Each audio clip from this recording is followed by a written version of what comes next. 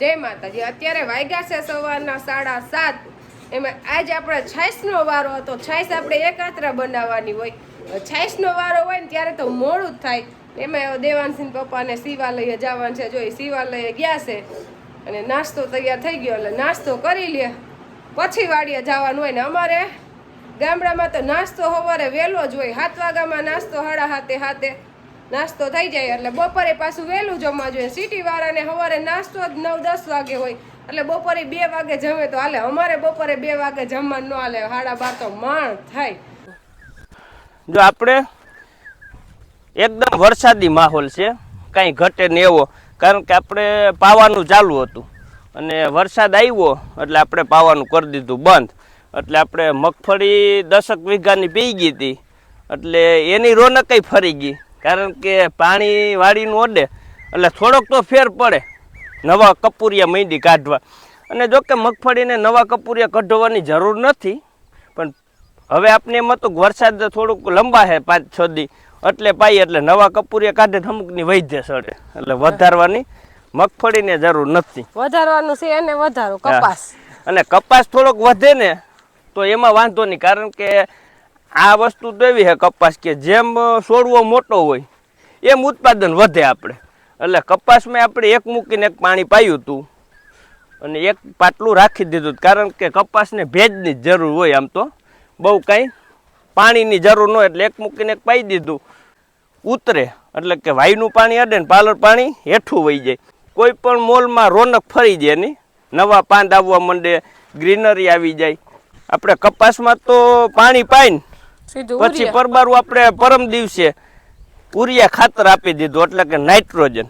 અને નાઇટ્રોજન વસ્તુ એવી છે કે 12 કલાક વહી જાય ને પછી એનો પાવર બતાવે, એટલે આપણે નાખ્યું એને 48 કલાક થઈ ગઈ, એટલે 48 કલાકમાં તેનું કામ હોય 100% કામ ચાલુ થઈ ગયું હોય ને પૂરું થવા આવે, એટલે જો એકદમ ગ્રીનરી આવી ગઈ, કપાસમાં કાંઈ ઘટે નહીં, એવી રોનક આવી ગઈ। કારણ કે નાઇટ્રોજન છે ને દીવા જેવું કામ કરે। તમે દીવો હરગાવો ને અંજવાળું પડે ને એવી રીતે આ નાઇટ્રોજનથી પરબારો અંજવાળું પડે, એટલે જો આમ પરબાર વૈધે સડી જાય અને એકદમ કૂણો દેખાવ માંડે। કપાસ વધારો એટલે ઉરિયા નાખે જ રખાય, એટલે વરસાદ આવે ને ઉરિયા નાખો એટલે કપાસ વધી જાય। અને હવે આપણે આને ખાલી નાઇટ્રોજન નથી દેવાનું, નાઇટ્રોજન, ફોસ્ફરસ અને સલ્ફર એ ખાતર આપણે આવે છે 20-20-0-13 કરીને, એ ખાતર હવે આપણે વાવી દેવાનું છે। હવે વાવવામાં એનપીનો ઉપયોગ નથી કરવાનો। એનપીમાં આવે નાઇટ્રોજન, ફોસ્ફરસ અને પોટાશ, અને 20-20-0-13માં આવે નાઇટ્રોજન, ફોસ્ફરસ અને સલ્ફર। એટલે સલ્ફર આવતું હોય ને જેમાં, એ ખાતરનો ઉપયોગ હવે આપણે કરવાનો છે વાવવામાં। એટલે આને તેલીબિયા પાક કહેવાય। તેલીબિયા પાકમાં આપણે એનો ઉપયોગ કરી તો એકદમ તમારે ભરાવદાર થાય, ક્વોલિટી સારી થાય અને વજનય થાય। અને મગફળીમાં આપણે સલ્ફરયુક્ત ખાતર નાખી તો એમાં હાલે, પણ એમાં કાંઈ જરૂર નથી, કારણ કે મગફળી એની રીતે અસલ વધે છે અને બવાળું છે નહીં, એટલે એને લગભગ કોઈ તત્વ ઘટે નહીં। ઘટતા હોય તો એમાંય નાખવા પડે, પણ બને ત્યાં લગી મગફળીમાં આપણે જરૂર વિનાનો ખર્ચો નથી કરતા। જરૂર હોય તો કરવો પડે, નકર પછી જારવી જાય, 15 દી મહિનો દી જારવી, એની જરૂર હોય તો ટ્રીટમેન્ટ કરવી પડે, નકર પછી આયલું જાય। તુવેર શું કહે છે? તુવેર આપણી કાંઈ ન ઘટે ને એવી ઉગી ગઈ હશે, કારણ કે આપણે નીંદવા ગયા ને તેથી ગઈ, પછી ઉગઈ નથી, એટલો ટાઈમ જ ન હોય। અને અત્યારે તો આ દેવાંશી રૂહી આવે ને હાયતમ આવે એટલે આટલી ભાગ દોડ હોય કે વાત જવા દો। સવારના 5 વાગ્યાના ઉઠીને તે સાંજે 12 વાગે ભાઈ હુવા દે ને ત્યારે આરામ, બાકી સતત કામ। કારણ કે બેનું આવી એટલે થોડુંક એની બધી તૈયારી કરવાની, પાછો આવે સોમવાર લગ્નનો ટાઈમ, અને એમાં ભાઈના તોફાન ઓલ્યું બે આવે એટલે આખો દિવસ બા ને હું બે એમને ભાગદોડ કર્યા રાખીને, એમાં પાછી બાની હમણાં તબિયત બરાબર નથી, તાવ ને શરદી ઉધરસ થઈ ગયા, એટલે બધું ભેગું થયું એમ। ને કપાસ તો આપણો ખાલી આટલો જ નહીં, પણ આખા ખેતરનો કેટલા વીઘાનો છે? 10 વીઘાનો। 10 વીઘાનો આપણો એક ખરખો જ છે, આમ કઈ ઘટે નહીં એવું। આપણે રસ્તે આવી ત્યાંથી ચાલુ થઈ જાય કપાસ તે વાડી લગન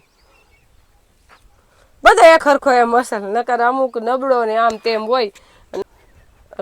ટમેટીનો રોપ તો આપણે મરચીનો રોપ કર્યો ત્યારે ટમેટીનું બી નાખી દીધું તું રોપ કરવા અને એ રોપાઈ તૈયાર થઈ ગયો છે ને હવે જામાં ટમેટામાં ક્યાંક ક્યાંક ફૂલ આવે છે એટલે ટમેટા આપણા ટૂંક સમયમાં થવા મળશે. મહિનો દી પછી એમાં ટમેટા થાય કાચા, પાકવા નદી વાર લાગશે. કાચા ટમેટાનું શાક સરસ જ થાય. આપણે ઈ શાક બનાવી છે એટલે અડધી હાયર કરી નાખી છે ટમેટીની. હા ઓછામાં ઓછી 70-80 ફૂટની હાયર છે. ગુવાર, ભીંડો, ઘીસોડા, કારેલા બધી વસ્તુ વાવી છે. ચોરી હા ટાઈમ આવશે બધું શાક આપણે ઘરની વાડીનું જ થાય. હજી હાઈતમની રસોઈ જ ચાલુ છે એટલે હાઈતમની રસોઈમાં તો આપણે જાજુ બની ગયું છે કારણ કે રોજ થોડું થોડું આપણે બનાવતા મેન કામ હોય જીરાપુરી ને શક્કરપારા એમાં જ વાર લાગે એટલે એ કામ તો આપણે નીકળી ગયું છે અને હવે બનાવવાના છે હાટા અને મોહનથાળ આજ એટલે એ બે કામ છે. મીઠાઈનું કામ આ જ છે પછી આપણે રસોઈ કાંઈ બનાવવાનું નથી. થોડું ઘણું તૈયાર લેતા આવશે દેવાનસિંહ પપ્પા અને હાટા માટે બનાવવા માટે જો આપણે ખાંડ લઈ લીધી છે અને હાટા આપણે ઘરે બનાવીએ એનું કારણ છે કે બહુ વાર ન લઈ ગયડા આવે ને હાટા આપણે ઘરે બનાવી ખાંડ ઓછી ચડાવી અને ખાટા અમારા બધાને બહુ જ ભાવે. અને ખાટલી આપણી 2 કિલો છે એટલે આપણે આટલી ખાંડ રાખી છે લગભગ તો થઈ જ જાહે. ચાહણી લઈ લેવાની તો હાટાની ચાહણી તો એકદમ આકરી જોઈ પતાહા જેવી. આપણે ચાહણી તો લઈ લીધી ને હાટાઈ બનવાનું થઈ ગયું ચાલુ ને એક ત્રાસ તો બની ગયા. અને આમાં ચાહણીમાં એવું છે કે લેવી પડે એકદમ આકરી અને પાછી આમાં જામી જાય પાછી ઓગાળવા જવી પડે એટલે 1 કિલો ને તો ગોરાઈ જાય ત્યાં પાછી આપણે ઓગાળી આવશું. ત્યારે ટાઈમ જોશે રોંઢાના 3:30 અને આપણે બનાવવાનો છે મોહનથાળ એટલે આપણે બધી તૈયારી કરી લીધી છે. હવે મોહનથાળ બનાવવાનું ચાલુ કરી દે. ધાબો દેવાય લોટ થઈ ગયો તૈયાર ને હવે એમાં નાખી દે ઘી અને ઘી આપણે જોઈ એમ નાખશું.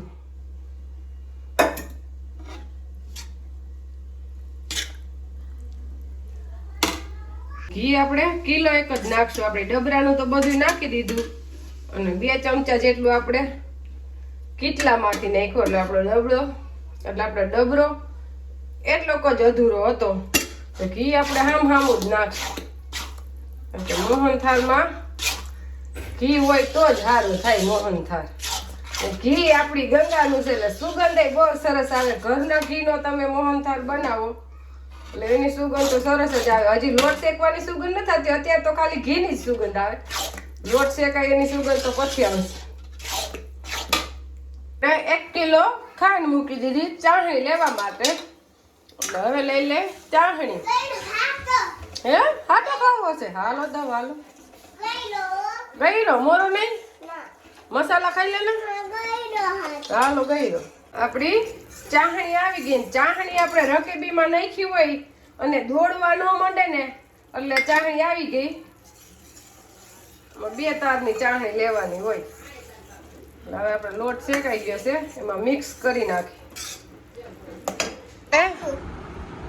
હવે લોટમાં ચાહણી નાખીને મિક્સ કરી નાખીને આપણે ભાઈ મોહનથાળ બનાવે છે. આપણે દક્ષી લ્યો જો જો જોયું કારીગર બનવાનો લાગસ તું હે ભાઈ? મોહનથાળનો કારીગર બનીશ? જો બાલ જો કેવું આવડે છે કેવું બધું કામ ઓપે હાથમાં જો કેવું આવડે. પોતા આવડે મોહનથાળ બનાવતા આવડે.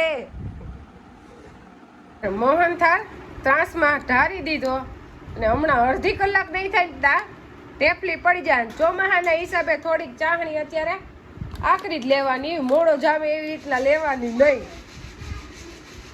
જો આપણે મોહનથાળની ઢેપલી એકદમ સરસ થઈ ગઈ છે. ભાઈઓ દેવાંશ અને આપણે કાનાને ધરી દીધો અને દેવાંશભાઈએ ખાઈ લીધો. ભાઈઓ હે જો ભાઈઓ હે આ બનાવ્યો કે ને આનું કારીગર કોણ છે? હે તું કેવી રીતે બનાવ્યો? હલાવવાનો કારીગર છું કે સાહણી લેવાનો? હલાવવાનો કારીગર. પંખા ઠરવા મૂક્યું ને એનો કારીગર છે. હેલા કા દેવાંશ? તો હવે મોટા થાય ને પછી બનાવતાય આવડી જાય નાના બાપુને ગોઈને. કોની ગોઈને બનાવતા આવડશે? નાના બાપુને ગોઈને કા? કેને ગોઈને આવશે? નાના બાપુ પેલા મારા પપ્પા પેલા રસોડા જ કરતા એટલે મીઠાઈ કારીગર જ છે. તને આવડશે? તને કહું હે બસ લ્યો ઈ ધરાઈ ગયો. એક ટેબલી ખાઈ ધરાઈ જાય. તમે તમારે નથી ખાવી એમ કહું છું. મારે ખાવી છે ને, હું હાથી હાકીને આવેલો. મારે મરસીમાં હાથી હાકવા નતું. ઝીણું ઝીણું બિયારો ઉગ્યો તો કીધું વરસાદ આવશે ને તો અઠવાડિયામાં તો જામી જાહે, એટલે આપણે હાથી હાકી નાખ્યું. ઈ સારું કામ થઈ ગયું. હા પછી વરસાદ આવવાનો છે નક્કી જ છે. હા ફાઈનલ. હા ગંગા દોવા આજે રૂહી દેવાંશી ને આવું છે. ઈ જો ગાડી લઈને ગયા, મોટરસાઇકલ માં બધા હમાઈ દે. તો દેવાંશી પપ્પા કીધું ગાડી લઈ લ્યો, હાલીને જાય તો હાલે, પણ હાલીને જાય તો પાછું મોડું થઈ જાય, આવવામાં અંધારું થઈ જાય. કારણ કે હાઈતમનું રસોઈ ચાલુ છે ને બનાવવાની, એટલે અત્યારે નવરા નથી આવું. હા ટાઈમ નથી, વાસણ ને એ બધું કામ કરી લીધા. હજી તોય રસોઈ બનાવવાની તો બાકી છે. અત્યારે 6:30 થવા આવ્યા. તો આ તો ઈ કઈ ખાવું ન હોય, શાક રોટલા તો બનાવવાના જ હોય. ખાલી એક દિવસ આઈટમ ને દિવસે શાક રોટલા નો જડે ને તા તો આઈટમ ને દીધો એમ કે ઓલી વસ્તુ ડબરા કઈ ખોલતા જ નહીં. અમારે કઈ ખાવું જ નથી, પછી બનાવવાનું. જો આપણે અત્યારે વાગ્યા છે 6:30 અને વાતાવરણ તો એકદમ વરસાદી માહોલનું જ થઈ ગયું છે. આજ છાંટો નથી હા કર્યો. છાંટા નથી આવ્યા, પણ આજ તડકો નથી નીકળ્યો, એકદમ ઘાટું થઈ ગયું છે. એટલે હવે નક્કી ફાઇનલ છે કે સિસ્ટમ આવે છે એની તૈયારીઓ કરે છે. કારણ કે ગરમી પકડાઈ ગઈ. હા કોઈ પણ વસ્તુ આવતી ને એનો પડછાયો અગાઉ હાલે, એમ આપણે આ સિસ્ટમનો પડછાયો આવી ગયો આપણી ઉપર.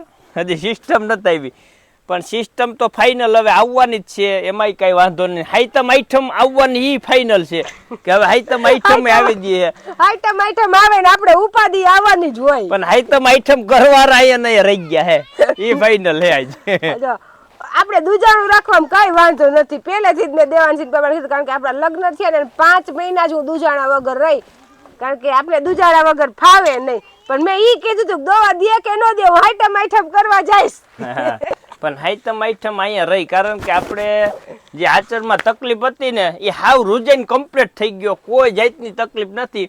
પણ માઇનોર શું છે, આપણે જે સ્ટીક ચડાવતા એની હિસાબે હોલમાં માઇનોર કંઈક ઇન્ફેક્શન લાગ્યું હોય કદાચ, એની હિસાબે હજી દૂધ આપણે જોઈએ એવું આવતું નથી. સીધું દોવાતું નથી એમ, મતલબ નળી નાખી તો જ આવે એમ. એટલે નળી નાખી તો આવે. એટલે આજ સવારેથી ધીમે ધીમે આવવાનું ચાલુ થઈ ગયું છે.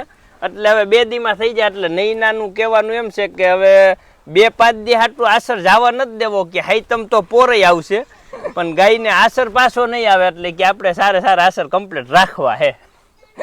હાઈતમ કરવા જાવું, પણ દેવાંશી પપ્પાને આપણે ભાખરવડની હાઈતમ કરાવી છે. હા એમાં એવું છે કે આપણે 2 ટાઈમ દૂધ નહીં કાઢી, 3 આસર ગોવાર દોઈ જાહે. હાઈતમ ને દી હવારે જાહું અને આઈટમ ને દી હાંજે પાછા, એટલે આવીને દોઈ લેવું ગમે ત્યારે. પણ હાઈતમ કરવા જાવું છે, પણ આપને તોય એમ થાય કે મારે આજ હાઈતમ કરવા જાવું હતું. હા 1 દી 2 દી મોડું, બીજું એટલે રોકા વાહે નહીં, ફેર પડે. હા 2 દિવસનો ફેર પડે. પણ હવે બીજું ગા હાટું તો આપણે બધું કરવું પડે, કારણ કે પેલું વેતરી આપણી ગંગા છે, ઘરની ગા, હારમ હારી ગા. કાલે એકાત્રા સાઈઝ કરે, 1 દિવસનું માખણ ગરમ કર્યું તો 1.5 કિલો ઘી થયું. હા એક જ ટાઈમનું 1.5 કિલો ઘી. એટલે અમે તો એવરેજ તો 10 કિલોની જ કહી છીએ, પણ હિસાબ કરીને તો 12-13 કિલોની એવરેજ આવે. પણ આપણે 9-10 કિલોની એવરેજ રાખી, મહિને એટલું ઘી થાય એમ. ઈ પાછું અમે દૂધ વાપરતા ખાતા પીતા એમ. ખાતા પીતા. એટલે આપણે હે ને એવી ગાને કેમ એમ થાય કે ઓલું આસર આસર વહી જાય, હેરાન થાય આખું બધાય વેતર. પછી આપણે અને પ્રશ્ન હવે હાવ તૈયારી છે એમ, હાવ કાયદેસર રૂજાઈ ગયો છે, કોઈ જાતની તકલીફ નથી.